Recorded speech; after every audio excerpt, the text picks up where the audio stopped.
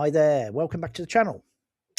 What happens when you get the biggest band in the world and they decide to make a surreal bus trip movie without a script or much of a script? Well, you get Magical Mystery Tour, one of the Beatles' strangest, most colourful, well, could have been colourful had it been broadcast in the UK in colour and not black and white, and probably most misunderstood projects. So, released in 1967, at the height of the psychedelic era, this album captures a moment when the Beatles weren't just writing pop songs anymore. They were reinventing what popular music could be, you could argue. So today we're diving deep into the story behind Magical Mystery Tour, the music, the chaos, and the cultural impact, and why it still matters 60 years later. So let's take a trip. To fully understand Magical Mystery Tour, we've really got to rewind back to 1967. Now, the Beatles had just released Sergeant Pepper's Lonely Hearts Club Band, a groundbreaking album, of course, that you could say changed music forever at that time. But behind the scenes, of course, things were, a bit unstable. Now, their manager Brian Epstein, for instance, had died suddenly in August of '67. So he'd been the one really keeping everything organised, structured, and without him, really, the band felt lost, creatively free, but directionless.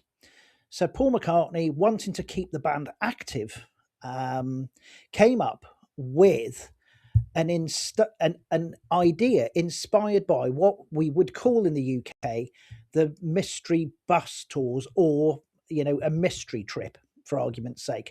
So these are random day trips where passengers would simply get on the bus and they wouldn't really have an idea about the destination they were heading in.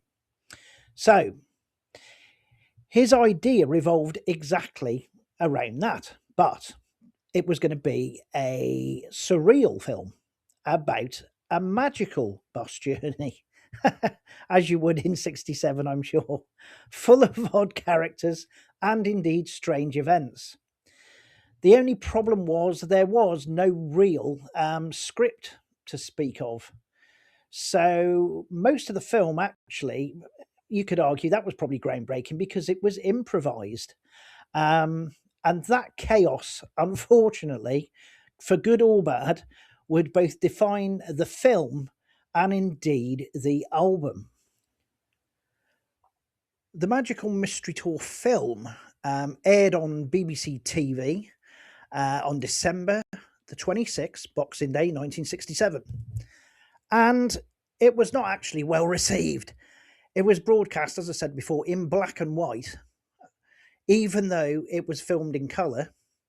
And that alone obviously reduced its visual impact. Now, this was '67, psychedelia and all of that, and it was broadcast in black and white. So the critics called it confusing, self-indulgent, and directionless. So, for the first time in their career, the Beatles was publicly criticised in a major way for this project. But the twist of this, tale is that while the films actually struggled, the music was actually really, really good. In fact, it was incredible. And that indeed is what saved the project ultimately. So, in the UK, Magical Mystery Tour, the album, was released as a double EP, extended play, containing 6 songs from the film. But over in the Atlantic, our United States cousins, and the distributor Capitol Records expanded it into a full LP by adding recent singles. And they were Strawberry Fields Forever, Penny Lane, All You Need Is Love, Baby You're a Rich Man, and Hello Goodbye. So the American version actually became the standard album worldwide. And honestly, it actually does feel like a greatest hits of psychedelia collection and a very good one, I have to say. Two, one. So let's talk about the music. First track, of course, Magical Mystery Tour, sets the tone of the album. So the opening track, of course, feels like an invitation to get on that bus. It's bold, brassy, and theatrical, almost like stepping into a carnival. Paul's vocals are energetic on this track, and the brass arrangements give it quite a celebratory feel. And it also sets the tone that this isn't normal reality anymore.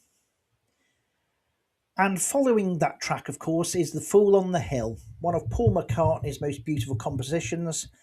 And it tells the story of a misunderstood outsider, somebody that people think is a bit foolish, but actually who might be seeing the world more clearly than everyone else around him. You've got beautiful flute melodies there that make it very peaceful, and it's a gentle song but quite emotionally powerful. Then, of course, we have the juxtaposition here of I Am the Walrus, written by John Lennon. And he wrote I Am the Walrus partly to confuse the people who were over analysing the Beatles lyrics. And obviously, we see that in the rumour of the Paul is Dead saga that was going around at that time, when people searching for clues and stuff in the Beatles' music and in their lyrics, of course. So the song mixes nonsense phrases, surreal imagery, and layered production. There's actually even a live radio broadcast of Shakespeare's King Lear, which has been mixed into the ending of the song. It's chaotic, dense, and quite brilliant, actually. So you could say this track represents the peak of psychedelic experimentation. So the next track we get onto is, of course, Strawberry Fields Forever, arguably one of the greatest songs ever written. It's inspired by John Lennon's childhood memories of playing near a place called Strawberry Field in Liverpool. The song feels quite dreamy and, of course, introspective.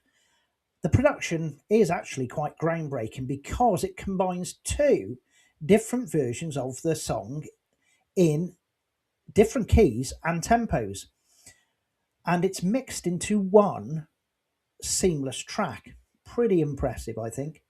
It's nostalgic, mysterious, and quite emotionally complex. After that track, of course, we have Paul McCartney's Penny Lane. This is his answer to Strawberry Fields. So, whilst John's is a dreamy and abstract track, Penny Lane is bright and detailed. It paints a picture of everyday life in Liverpool back then. You know, there's mention of barbers, firemen, bank clerks, the poppy seller. And of course, the piccolo trumpet on this particular track became quite iconic. So, together, Strawberry Fields and Penny Lane show two different, very different songwriting styles, but both rooted in their own personal memories, of course.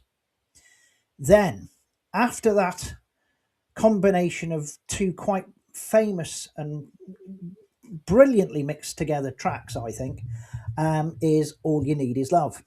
Now, this song, of course, was first performed live uh, on a global satellite broadcast on a TV program called Our World in 1967, and it was watched by millions across multiple countries.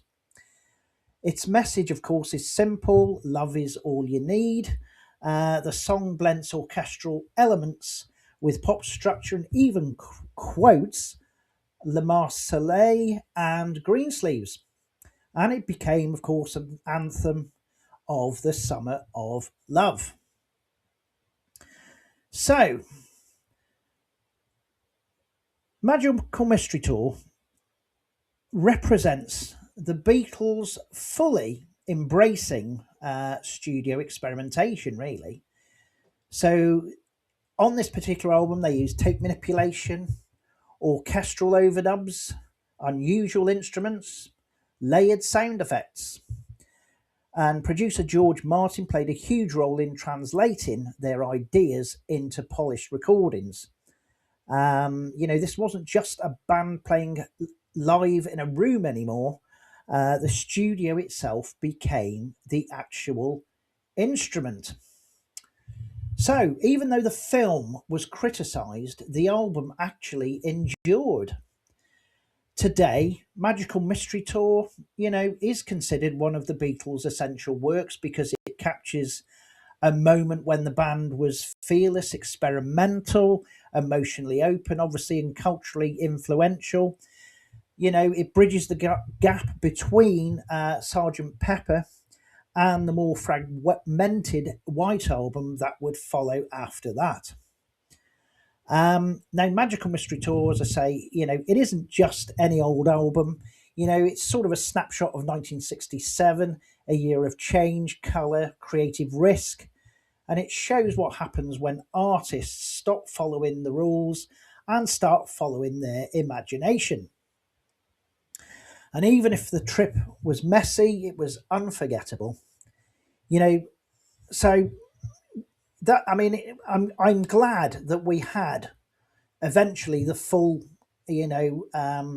album that the Americans enjoyed, because even though the EP is in itself rather wonderful, I think the actual EP with those extra tracks really does make for a superb, wonderfully psychedelic complement to Sergeant Pepper's.